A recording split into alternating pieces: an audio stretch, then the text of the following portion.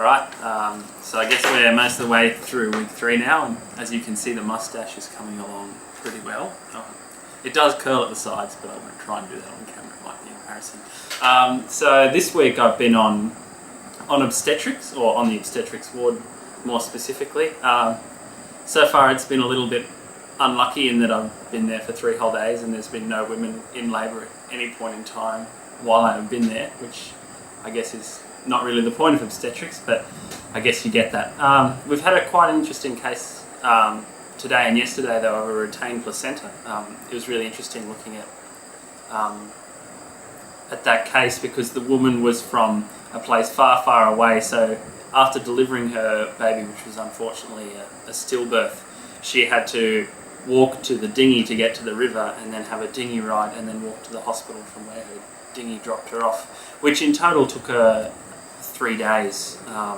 So as you can imagine, the placenta had been in there for 3 days and she was a little bit unwell by the time she got to us.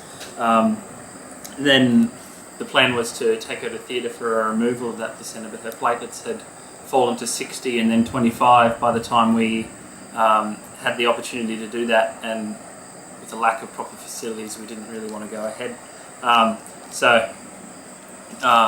To utilise local resources, they went down to the army base and rounded up a bunch of donors and took some whole blood.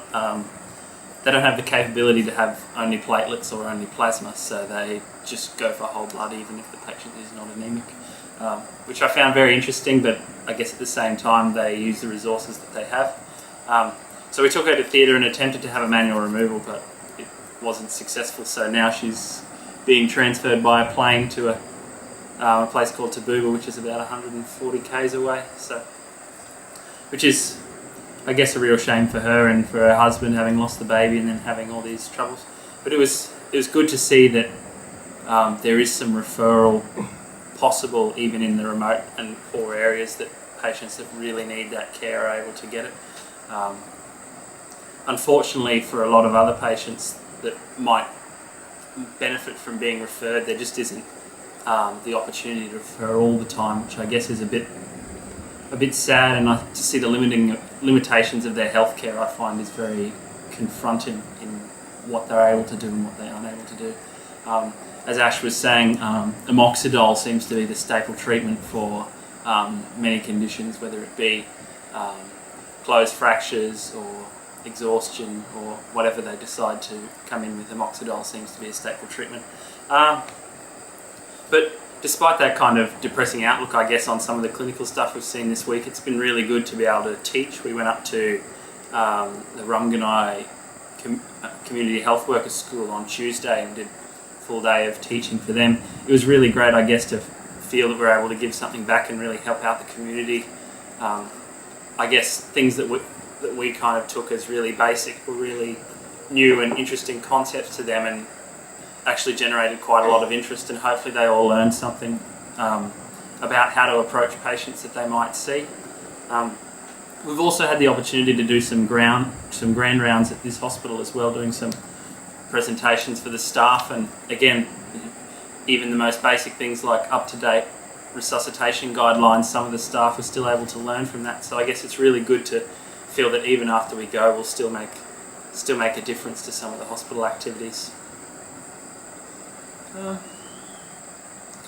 guess in other news, at the end of last week I was still on surgery. Our surgeon's gone away for this weekend, but it's good to see that the patients we were talking about last week all had really good recoveries and good outcomes, which, although is maybe a little bit surprising, at the same time we're really glad that that's happened. In terms of things out in the community, this weekend we're going to watch, or to go and see some birds of paradise, and what are we doing on Sunday? I forgot what we're doing on Sunday. Sunday was bird of paradise. Saturday we're going to walk to a village of one of the friends of Graham's. Yeah. That's right, we're going to a village called Big A on Saturday as well. It should be good, and hopefully it'll be a very authentic kind of view into some more rural life for the people of Papua New Guinea. It was also good to meet some of our colleagues in Rumganai as well. There's a couple of Irish medical students that were there until the end of this week, so it's good to see some fellow colleagues and hear about their experiences in perhaps a much smaller place than we have. They don't even have a general store in Rumganai to go to, so they had to make a trek down to Kiunga to get their food, which is about 30 k's. Well, they got a car, and then the rest of it is just local produce and markets. So yeah, it's still been a really interesting time, and it's still quite hot the second you try and do anything. So I think we're all feeling a little bit tired, all the time walking to and from hospital in the heat, and just coming from even Australian winter is just very different from the Papua New Guinean heat. But yeah, still having a great time, and we'll talk to you again soon, Diary.